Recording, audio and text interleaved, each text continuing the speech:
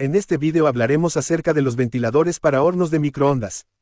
El ventilador en un horno de microondas tiene dos funciones principales. Distribuir el calor de manera uniforme el aire caliente para que circule por todo el interior del horno, asegurando que los alimentos se cocinen de manera más homogénea y evitando puntos fríos o calientes.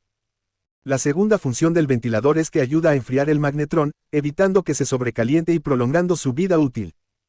Pero ¿cómo es que funciona el ventilador? Bueno, el ventilador está conformado por una protección, las aspas, y un pequeño motor que trabaja a 110 voltios. El motor básicamente está formado por dos puentes que son de plástico o de metal, dos chumaceras, un rotor y una bobina.